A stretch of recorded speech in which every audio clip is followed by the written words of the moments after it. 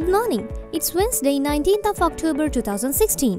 This is Sylvia Shivamurthy and you're listening to the newspaper reviews on www.athavan.com. Let's now look at the paper highlights from today's newspapers.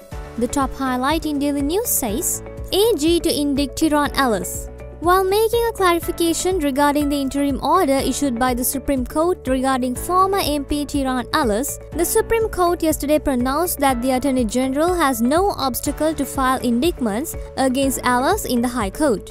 The Supreme Court three-judge bench comprising Justice Eva Vanasundara, Justice Anil Gunaratna and Justice Prasanna Jayawardena unanimously observed that the interim order issued by the Supreme Court did not bar the Attorney General filing indictments against the petitioner based on the findings of the investigations into the incident. The Attorney General had filed indictments in the High Court against 4 accused including Alice and former senior LTTE leader Emil Kantan in connection with 200 million rupees fraud that had allegedly taken place at the Reconstruction and Development Agency in 2006.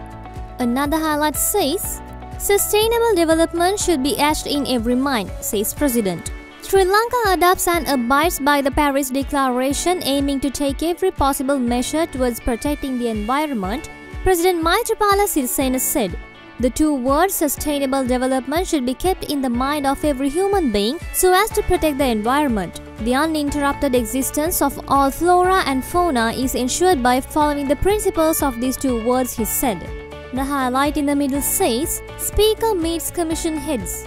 Speaker Karu Jayasuriya yesterday conducted special meetings with chairmen and members of 5 independent commissions including the Commission to investigate allegations of bribery or corruption. And the highlight at the bottom says, Minister presents National Trade Policy Draft to GMOA.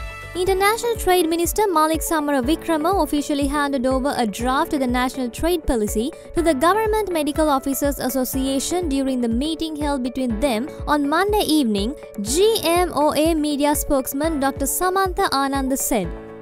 Let's now look at the paper highlights in Daily Mirror.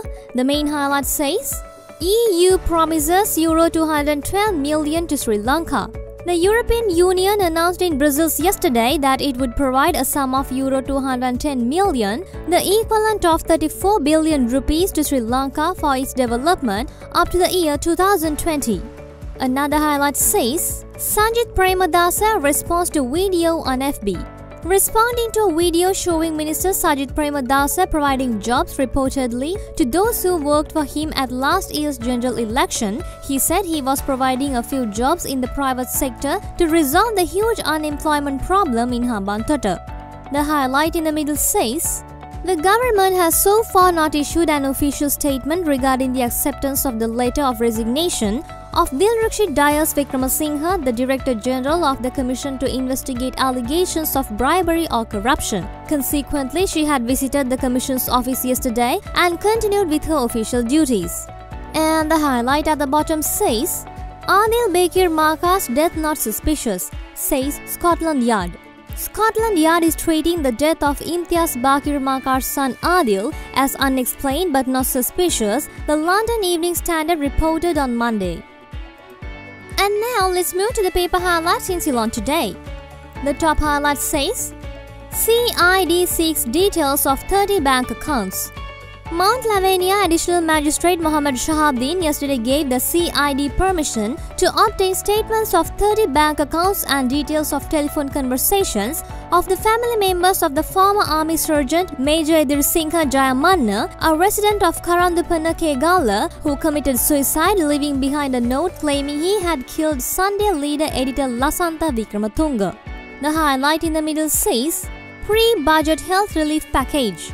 Government slashes cost of 48 drugs.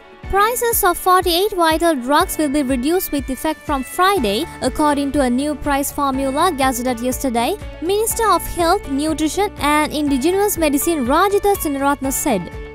And the highlight at the bottom says, Budget blues hit rupee. Spot next, which took a backseat since Thursday 13th October 2016 in the foreign exchange market once more came into the limelight at yesterday's trading, falling by 10 Sri Lanka cents to 147.20 rupees to the US dollar due to panicky importer demand, market sources told this reporter. That's all for today's newspaper highlights, and we'll get back to you with more news tomorrow. Thank you.